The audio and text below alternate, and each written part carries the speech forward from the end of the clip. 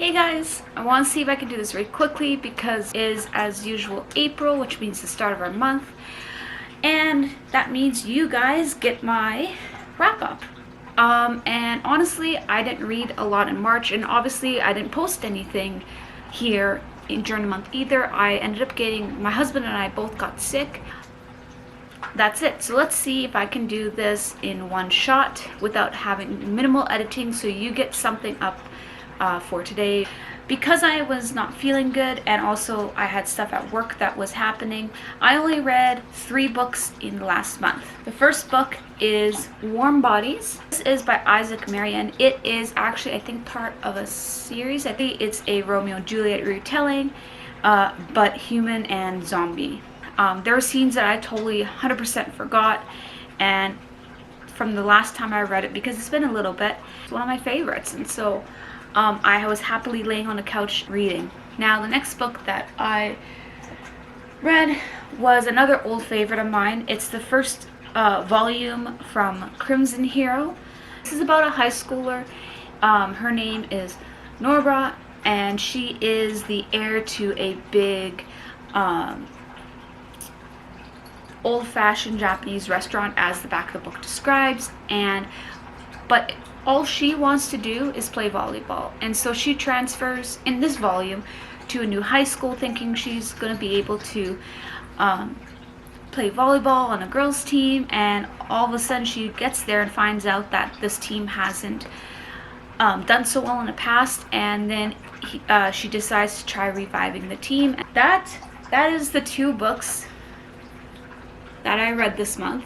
And then when I was at work, I was listening to a 3rd book. It was on audio and it was called Ruby Red, I believe. Where's my phone? This is more of a young adult's story about a girl who is part of a family who genetically is more inclined to time travel.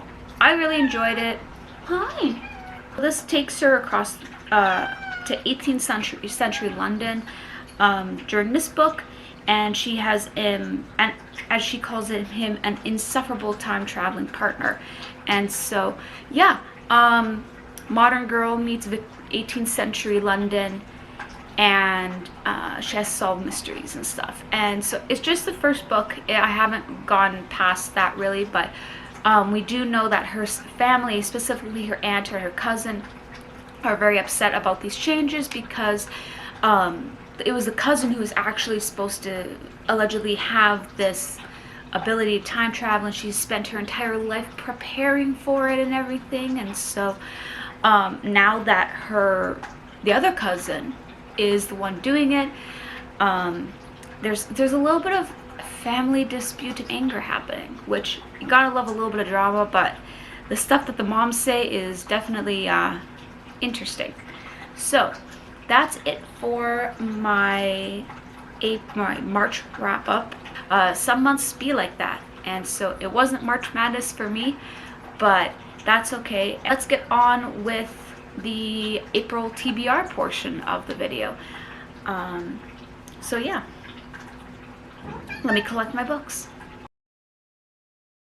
Okay, and we're back. I think I have somewhere around 20 books on my TBR this month. Now, Destiny Sidwell put this really well on her April TBR video, that I know I'm not going to read all of these books. Am I also going to definitely read books off the TBR? Absolutely. So let's get started with whatever book I pull off my pile first, and it's going to be like the largest book. So this is Threadneedle. Now, my husband and I bought this, I think, January? Yes. It's a coming-of-age tale of a girl in London. It's got a very different magical system that consists of knots and different types of magic via thread and yarn and that kind of stuff. Start my pile right here. Mystique, do not run over my pile. 9th house, or 9th house, whatever. By Leah Bardugo, and some people who know me in real life are probably going to be shocked that I haven't read this yet because her new book came out in January, Hellbent. I'm still waiting to get my copy, but in paperback, so it matches this one. All I know about this, because I've been really trying hard to keep away from any spoilers for this book and Hellbent, is that we are following, it's Alex, oh my goodness, Mystique. She goes to, I think it's Yale, and there's like secret societies and occult happenings and all that kind of stuff. I'm obsessed with learning about secret societies, cults, occult, everything in that kind of area. And so, yeah, I'm excited to read about this. It seems like it's going to be right up my novel, especially since Stephen King says best fantasy novel I've read in years, and that is something because Stephen King is one of my favorite authors. Sorry, baby girl, your chair, your spot on the couch is being moved, baby girl. Next up is The London Seance Society by Sarah Penner. And so Sarah Penner was my newfound favorite author in, I think it was 2021, because I read The Lost Apothecary, I think, by her. And this book deals with in the shrouded parlors of Victorian London, two daring women hunt for the truth and justice in the perilous art of conjuring the dead. So it takes place in the mid to late 1800s, specifically 1873. As you can see, we're going with a trend of April showers are bringing me magic and ghosties and paranormal occulties. So yeah, we're going to read this one this month. I'm very excited. Again, it has a beautiful cover. I really like the delicateness of it, and it's just so shiny and perfect. Only just over 300, but it also gives about the history of Victorian death customs and mourning customs and different stuff, which again I'm very excited about because this is a time period and a specific topic within this time period that absolutely fascinates me. Mexican Gothic, again following the same trend of dark and spooky. This one is by author of Gods of Jade and Shadow, Silvia Moreno Garcia. And so this is about The Guardian did a quote, Lovecraft meets Brontes in Latin America after a slow burn start. Mexican Gothic gets seriously weird, and that sounds fantastic. So it takes place in the countryside of Mexico. That's what I'm kind of thinking. We're going to have elements and touch upon that in more of a dark, spooky, spiritual side. So I'm excited. Again, we're apparently having October and April, which is absolutely fine with me. This Mexican Gothic was also part of this year's, it was a candidate for 2023's Canada Reads. I know which book won. If you want to find out, you can just Google Canada Reads 2023.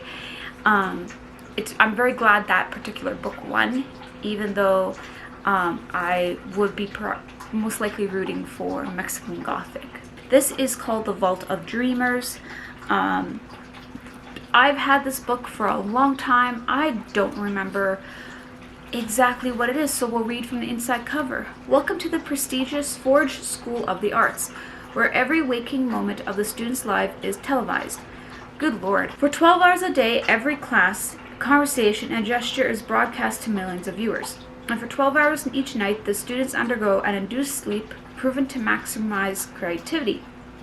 Rosie Sinclair has staked all her dreams of becoming a filmmaker and on succeeding at Forge. But when she skips her sleeping pill one night, she discovers an insidious world behind the cameras. As she navigates the Forge landscape of art and manipulation by day, Rosie finds it increasingly difficult to trust either her instincts or her mind. The one thing she knows for certain is that she must unearth the ghastly secret that Forge School is hiding.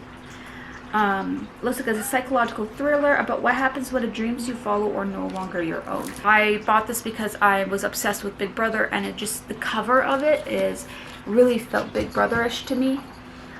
So yeah. Also, we're going on a trend with schools that have secrets. So we have Cruel Beauty. It says on the cover, her mission was to kill him, her destiny was to love him. So I'm not sure. Why do I feel like this was a retelling of Beauty and the Beast? I could be very wrong. So let's see what it says in the inside cover. Since birth, Nyx has been betrothed to the evil ruler of her kingdom. all because of a reckless bargain her father struck. Okay, I see why I thought this was a Beauty and the Beast retelling. Since birth, she has been trained to kill him. Betrayed by her family, yet bound to obey, Nyx rails against her fate. Still, on her 17th birthday, she abandons everything she's known to marry the all-powerful, immortal Ignifex. Her plan: seduce him, disarm, and break the 900-year-old curse she has put on her people. But Ignifex is not what Nyx expected. The strangely charming lord beguiles her, and his castle, a shifting maze of magical rooms, enthralls her. As Nyx searches for a way to free her homeland by uncovering Ignifex's secrets, she finds herself unwillingly drawn to him. But even if she can bring herself to love her sworn enemy, how can she refuse her duty to kill him? Based on the classic fairy tale, Beauty and the Beast, Cruel Beauty is a dazzling love story about our deepest desires and our power to change our destiny. So, that's what this is, young adult's book. I'm obsessed with the cover. I love it. It looks like a rose, and it just makes my little monkey brains go hee. Even though I'm not a huge romance person, and I suspect this is actually a true love, enemies to lovers. I think there's a second book to this series now, but I'm not 100% sure. The Bootlegger's Confession. So this is taking place during 1920s and during the Prohibition, and basically what feels like a murder mystery. There is a private detective, because a deal goes wrong and lots of death happens on a bootlegger during a bootlegger turf war. The Puttermesser Papers, and so this is about a lady Puttermesser who she desires to have a daughter, but for whatever reason she can't, and so she decides to create the first recorded female golem. So it again talks about the afterlife and just interesting stuff like that. And so yeah, I really liked the cover. So this is really reminiscent to me of some of the buildings in like that you can find historically downtown. I'm looking forward to it. I can't wait. I've never heard of this book before. The next book that I'm slipping into my pile is another one I've had for a while. I'm a Stephen King fan, and yet I still haven't read Sleeping Beauties by Stephen King and Owen King. And so I thought this month, let's take a break from, ghosts and of modern age, and let's go into the future. This takes place in a small Appalachian town whose primary employer is a women's prison. In a future so real and near it might be now, something happens when women go to sleep. They become shrouded in a cocoon like gauze. If they are awakened, the gauze wrapping their bodies is disturbed or violated, the woman becomes feral and spectacularly violent.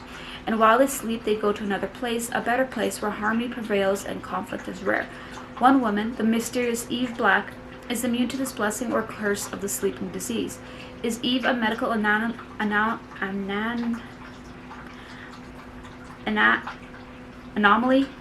To be safe? Why did I have such a problem with that word? Anyways. Or is she a demon who must be slain? Abandoned, left to their increasingly primal urges, the men divided into warring factions, some wanting to kill Eve, some to save her. Others exploit the chaos to wreak their own vengeance on a new enemy. All turn to violence in a suddenly all-male world. It's a thick baby. This is actually a sneaky one. I've been kind of eyeing it on my shelf for a while. A parody book that my husband convinced me to buy. He saw it online and he thought this would be really funny for me to read. So it is called The Dragon with the Girl Tattoo by Adam Roberts. And so far this is actually what I'm currently reading right now. My little bookmark. I'm not sure what I think about it. I don't know what about this book, and I have some very mixed feelings, and I'm only in the first, I think, just coming up to finishing the first third of it. So I know there is a new Star Wars thing coming out later this month. I think it's a game, but I picked this up actually for my husband, and he hasn't gone around to reading it, so I am going to get around to reading it. And it is the by Brian J. Jones, and it's kind of like a biography of George Lucas, specifically on the time period when he was filming the original Star Wars. Underground London travels beneath the city streets. Now, this talks about I think it is the train system in London, delights and discoveries that have been found underneath London. Spans countries or centuries, including a little bit of bizarre and arcane stuff. I'm very excited, and it's just going to be nice to switch it up into something a little more familiar to me when it comes to my non-fiction reading, and yet still in the same area that apparently the rest of my books are staying, which is dark, spooky, and supernatural.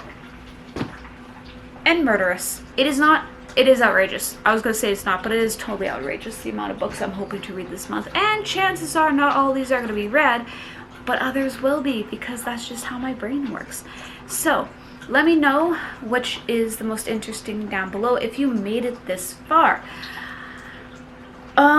Let's see, because we have a lot of dark, quite literally dark academia happening here, let's put a skull, black heart, and some kind of murderous weapon down in the comments below, in emoji style. But yeah, I'm hoping that this month will be a little bit easier on my health, and I will be able to get back into reading. So I've chosen some books that are definitely more aligned with my personal interests, and so I hope that'll help kind of boost me into reading more. I can bring you some nice new content this month. Okay, gotta go. Bye.